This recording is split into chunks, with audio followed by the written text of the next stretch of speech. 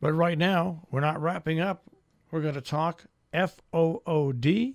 It is time for Arthur Schwartz, the food maven, who joins us here on a Monday morning. Good morning there, Arthur. Good morning, and Happy New Year almost for Jews. That's it, yeah. It starts Friday night, and it's all colliding for me. I don't know. I have to ask Jill what's in the stars here, but, with the new year, my sister moving from the house she's lived in for over 40 years, big house with an attic and a basement, and me inheriting an enormous quantity, an overwhelming number of things from my youth and even my grandmother's youth. I have, for instance, I don't know if the kids do this anymore. When you graduated from everything, you had an autograph book. Did you have autograph books? Autograph books, and up and through 8th grade, believe it or not, there was a gold when I was a little baby, gold little shoes, and then when I graduated 8th grade, also bigger gold shoes that my grandmother made. Gold? Well, no, painted gold.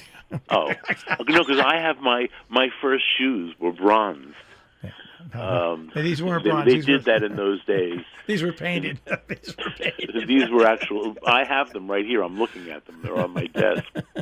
My bronzed first shoes. Well, anyway, for me, there were a lot of treasures as well as annoying things, and too many pictures. But among the treasures is a pot that I have been looking for. I gave up looking for it. But I did look for it for a long time. And then finally said, after I'd been through everything in this apartment and 2 storage rooms, that I must have lost it in a move. I couldn't imagine ever giving it away. Now you want to know what it is? My grandmother's gefilte fish pot. And it's a wherever aluminum pot. What they used to, I don't think they make this kind of pot anymore. It's a deep roasting pan with a cover that is almost as deep as the roasting pan itself. I'm not sure why it's called a roasting pan. You know what?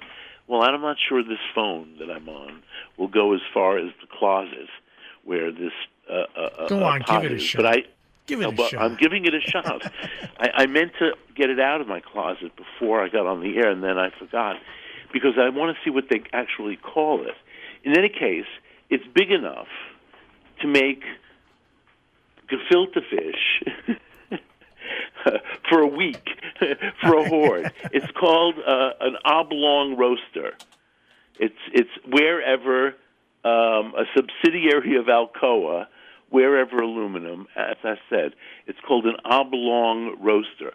But nobody that I know roasts in a pan like this anymore. Question. And in fact, I don't think my grandmother ever roasted in this pan. It was strictly for gefilte fish. How deep is it? Because it sounds like my grandmother's brisket I don't want to pan. go back and measure it. I just left the room. All right. But it's deep. It's at least 6 inches deep. I swear that's the brisket And the top pan. is at least 4 inches deep. So altogether, we're talking 10 inches. Yeah. A pan. I guess you could fit a turkey in there. Could you fit a brisket? I swear that's my A grandmother. brisket? No, that's not a pan for a brisket. But yeah, of course you could fit a brisket in there. My non-cooking. I guess you could put a brisket in there. I bet you anything that was my mother's brisket pan. Well, I always called this the gefilte fish pot because I think that's all my grandmother ever used it for. And it was one of my jobs to go to the basement in our house in Marine Park. We lived in a 2-family house, my immediate family on the top floor, my grandparents underneath us. And in the basement, there were storage closets, and I had to it was my job to go down and get the gefilte fish pot. So, this was a thing where you made a huge bed of fish bones and heads and carrots and celery and onion and covered it with water and brought it to a boil and cooked it so you had some flavor out of all those vegetables and bones and heads. And then separately, of course, you were making the gefilte fish itself, which was the ground flesh of the fish. We always use whitefish and pike. A lot of people add carp. Carp, there's also 100% carp gefilte fish. Carp is let's just call it a lesser fish than whitefish and pike. What's whitefish? And it does make whitefish is whitefish. It comes from the Great Lakes. And it's called I'm not sure where it came from in Russia, but it's a freshwater fish. And it's called a whitefish. I always. It's called whitefish. It's one word. Huh. You must know this. There's smoked whitefish in every appetizing store. Absolutely, I love it. I just always learn something new every day. I always thought it was... Oh, you didn't know that it was the actual name Correct. of the fish? I thought it was white in the same way it was any kind of white fish. Right. No, it's not. It's whitefish. Now I know. So don't get me started because I could do this with tuna fish, too. Is it tuna or is it tuna fish? Some people say it's only tuna fish when it comes out of a can. Otherwise, it's tuna. I don't want to do Never this. mind. Go so on. I'm back to gefilte fish. Her patties, my grandmother's patties, the fish force meats, whatever you want to call them, rissoles in French. They're very closely related to quenelle. You know, quenelle, which is a fish. A French little fish dumpling. A French fish dumpling. So it just had carrots. It had vegetables all ground up, but not a lot. It was mostly fish, and it was the process that made it an ordeal. Well, it made it a big deal. I like ordeal. The process involved first grinding the fish. Buying the fish, which was an excursion to the old neighborhood. I'm laughing. The word excursion. People don't use excursion enough, but I always remember going on. Well, they don't take excursions unless they're on a cruise ship. Right. Then they call all those outings excursions. Anyway, so first, of course, go buy the fish, which was a half a day because we had to go across Brooklyn and to my grandmother's old fishmonger. And then she selected her fish from the tank. They were live fish. And we brought it home and immediately started work, which was to say boning the fish, making the broth, and then grinding the meat of the fish, first in a meat grinder, which was hooked onto a chair. Only now in my adulthood do I understand why I was always the one who had to crank from my youngest age, I had to crank the grinder because to bend over a chair with the grinder. Why they didn't design these grinders with more space between the actual feeder tube and the base, I don't know. But you can't just hook it on a table and put a bowl underneath. It's got to be, I don't know. So we always had it on a chair. Anyway, after it's ground, and by the way, these grinders in those days, they weren't so sharp, they weren't electric. You really had to take the thing apart a few times because everything skin get or caught something in would it. get I know. stuck in there because you weren't thorough enough to begin with. Anyway, after that, it had to be chopped. And the chopping was essential. Because I know now, the chop. My grandmother couldn't explain this to you. She just knew it had to be chopped until it came to a certain consistency. Chopping it works up the protein in the fish and makes it all stick together. And a lot of cheap gefilte fish is made with filler, made with some kind of starch to hold it all together. But we didn't put any starch in our gefilte fish. All right, well, I haven't made gefilte fish in years, but now that I have the pot, I may be inspired. I'm contemplating this. Depends on the weather this week, which is not going to be conducive to keeping a fire on for several hours. Actually, this pot has to go over 2 burners. Right. Yeah. I wish you'd take a picture of that pot. So when is Rosh? I could furnish you with a picture, but what you had one in your past also?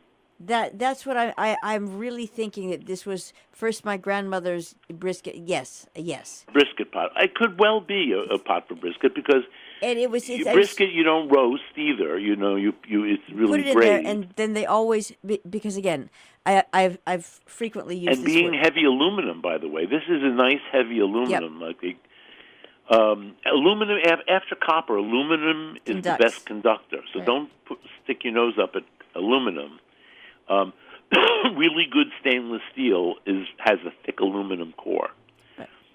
Because stainless is a terrible conductor in itself.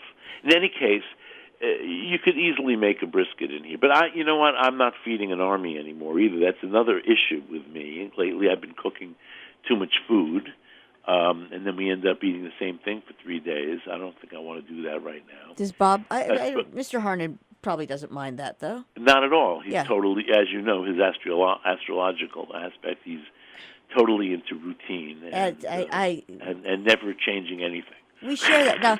Just apropos, Rosh Hashanah is usually around the new moon, and so that Well, it must be a new moon then. new moon's on beginning. Friday night. But I've got Rosh Hashanah starting Sunday night. No, it's Friday night, sundown. It starts. So, yeah. Well, that's And then it's also Saturday.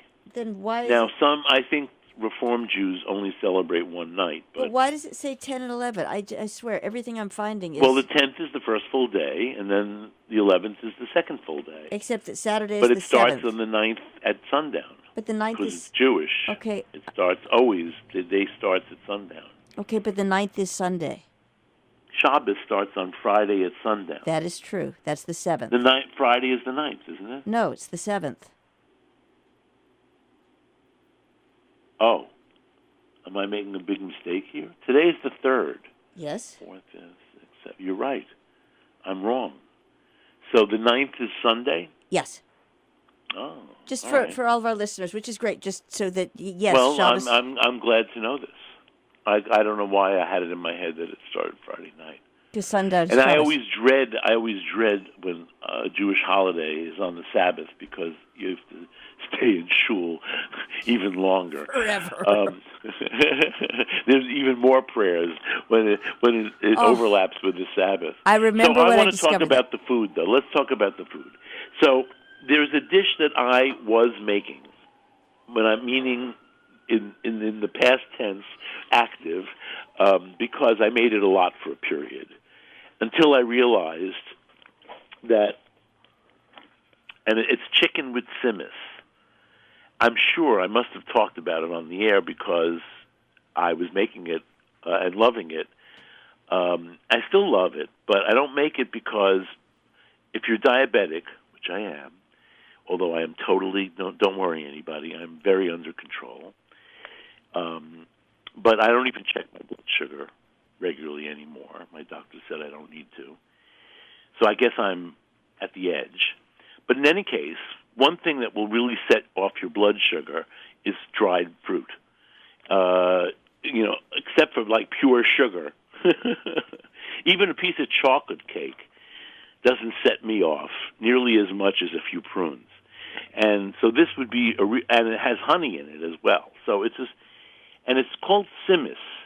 Now, simmis, when I was growing up, was mostly made with sweet potatoes and sour prunes and a piece of meat, or it was made with carrots and also a piece of meat, and it was sweet. Had either honey or just plain old sugar in it. Of course, if you make something with prunes and sweet potatoes, it's going to be sweet even without that, but you added that anyway. So, and the thing about New Year's food rituals, is that a sweet New Year is ensured by eating sweet foods. So even if you're not having something like a tzimmus that is sweet by nature, most people have apples, because it's apple season, which you cut into wedges and dunk into a little dish of honey. In fact, they sell, honey pots for Rosh Hashanah in any Judaica store. It's a nice item to own, and that's another thing I inherited from my sister's attic. Was my mother bought this little antique honey dish, and I just rediscovered it. But anyway, I loved Tzimmus, and I discovered this particular one that I'm going to give you the recipe for at the home of a kosher friend. She didn't make it for any holiday. It was just like a company dish, which it could be, and I had made it as a company dish. And the recipe itself comes from a book called the Gefilte Manifesto. The Gefilte Manifesto, written by Liz Alpern and her husband Jeffrey Yoskowitz,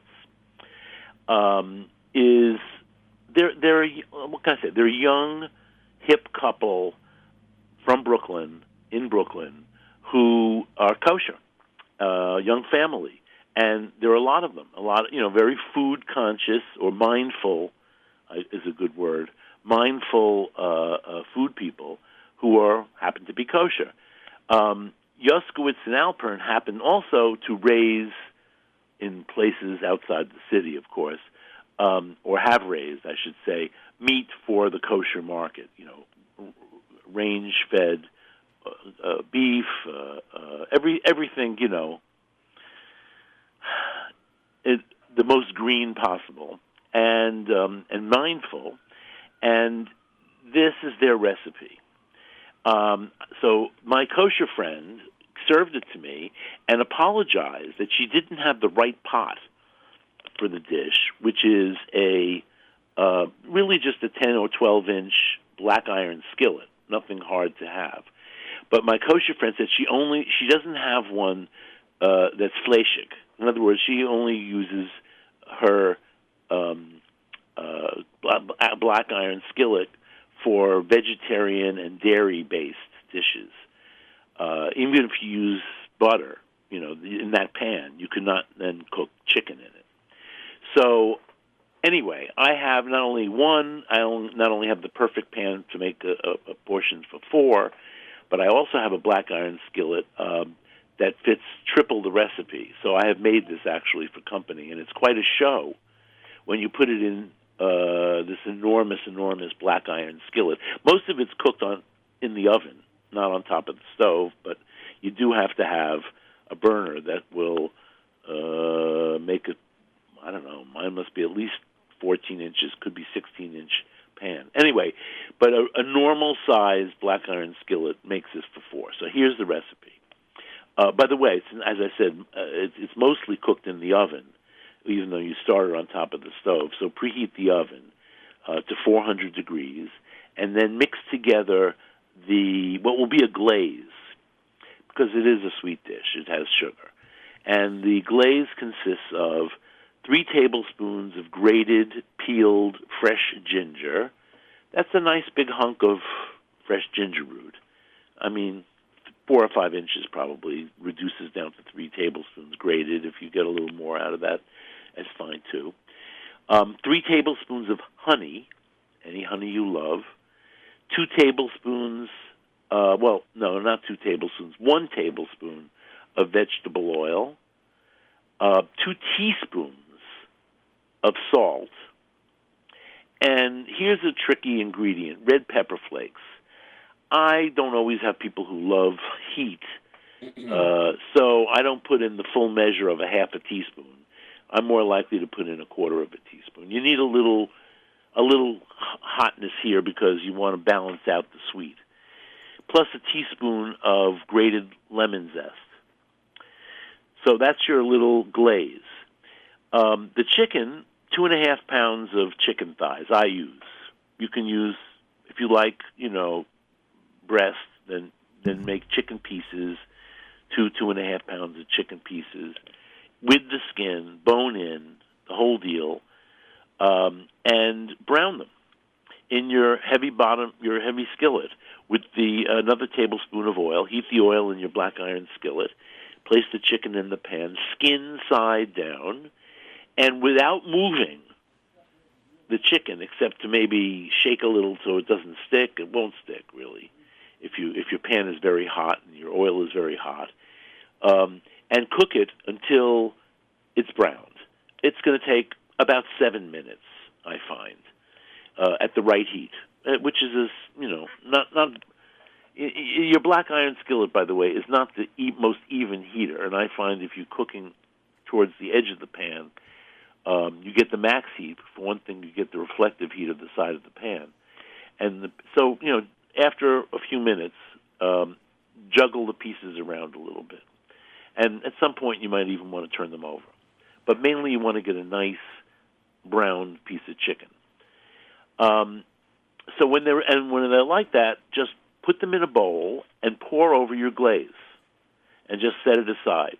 Now, to the same pan where you cook the chicken, you're going to add some onion. I would say medium to medium large onion, cut into half-moon slices. Can be thin. I like thin. Excuse me. A whole pound of carrots.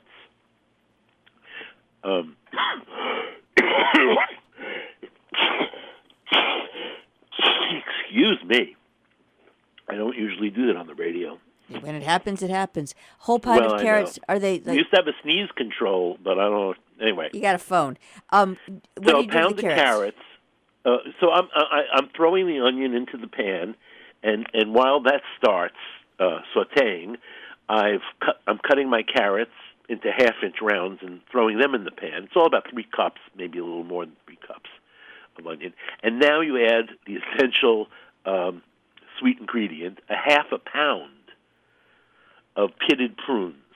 Now, the actual recipe calls for them being coarsely chopped. I didn't like that idea because I didn't want them to melt down. I wanted pieces. So I take a scissor and I cut them in half. That's about as far as I'll go. Okay. So in this skillet now you have the onion sautéed a couple minutes, the carrots, and you're going to sauté them for about 10 minutes, and adding your salt and half pepper flakes, and then add about a half a cup of water. Actually, I find the recipe says a half a cup, but I think more like 3/4 of a cup of water to the skillet, and scrape up whatever is stuck to the skillet. And now place the chicken skin side up. You now nicely browned skin side up on top of this mixture of prunes and carrots and onion. And drizzle, scrape out that bowl where the chicken was because there's probably going to be glaze stuck in the bowl, and you want every drop of it. And you put this skillet in the oven uncovered this is a 400-degree oven for at least a half an hour, could be 35, 40 minutes even. I don't like very, very, very, very well done chicken, but, chicken thighs, they need to be thoroughly cooked. So I would say 35 minutes. And if you're going to serve it right away, at least let it rest for 10 minutes. But you can also reheat this. So everybody who makes a big dinner or even a not-so-big dinner on Rosh Hashanah wants to know if they can do it ahead. What can I say? So, yes, you can do this ahead and reheat it gently, either in the oven. There's a lot of juice here, so you could take some of the juices and baste the chicken and put it back in the oven. And if there's not a lot of juice, by the way, you can add a little water as the thing goes, and check it after 15, 20 minutes and see if there's enough liquid in the bottom of the pan. It's a really good dish. So with that, you don't need much. Would be nice to have something green, I guess. I don't know. This time of the year, if you really want what's growing, it's Swiss chard, which I've been eating a lot of. Do you put one of my favorites is a little bit of lardon or pancetta and chopped up Swiss chard and. Yes, but not for Rosh Hashanah. I understand. I'm not eating pork.